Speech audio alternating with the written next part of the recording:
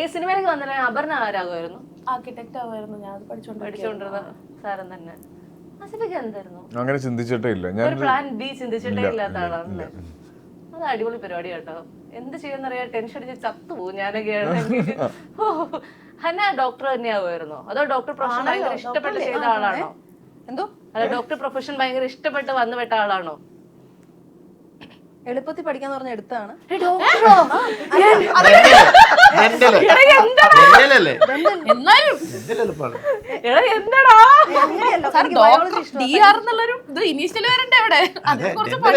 ഞാനത് ഇടയ്ക്ക് ഞാനും ഒന്ന് ട്രൈ ചെയ്തിട്ട് വിട്ടതാ.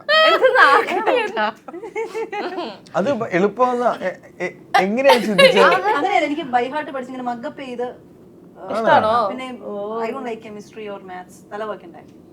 ലിറ്ററേച്ചർ എടുത്തുകൂടായിരുന്നു. അത് തന്നെ. ഇതിൽ കെമിസ്ട്രി ഉണ്ടാവില്ല. ഇല്ല, നോ നോ നോ, അതുകൊണ്ട് എടുത്തതാ. കെമിസ്ട്രി ഒക്കെ ഉണ്ട്. ബയോകെമിസ്ട്രി ഉണ്ട് ഫസ്റ്റ് ഇയർ. പക്ഷേ ആ കെമിസ്ട്രി മറ്റേ കെമിസ്ട്രി അല്ല, ഇത് വേറെ കെമിസ്ട്രി. ഗ്ലൂക്കോസിന്റെ സ്ട്രക്ചർ ഒന്നും വരയ്ക്കണ്ട. അതുകൊണ്ട് അതൊക്കെ ബൈഹാർട്ട് പഠിക്കായിരുന്നു. പഠിച്ചതല്ലേ. എന്താ MBBS ഏറ്റവും എളുപ്പത്തിൽ പഠിക്കാൻ? എന്തോ അല്ല, കുഴപ്പമില്ല, അത് എടുത്തു. പക്ഷെ ഇല്ലായിരുന്നെങ്കിൽ ഐ വുഡ് ഹാവ്. ഞങ്ങൾ ചിന്തിച്ചിട്ടില്ല.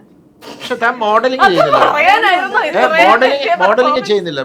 ഇനീഷ്യലി മോഡലിംഗ് ആ ചെയ്തിരുന്നത്. ആക്ച്വലി ഒരു കാര്യമുണ്ട്, എനിക്ക് മീഡിയയോട് ഭയങ്കര ഒരു അഫിനിറ്റി ഉണ്ട്, ഇഷ്ടമുണ്ട്. സോ ബിഫോർ ജോയിനിങ് BDS ഞാൻ അമൃതയില് വിഷ്വൽ മീഡിയ ഡയറക്ഷൻ ഒക്കെ പഠിക്കാൻ വേണ്ടി ജോയിൻ ചെയ്തിരുന്നു. 3 months കഴിഞ്ഞിട്ടാണ്.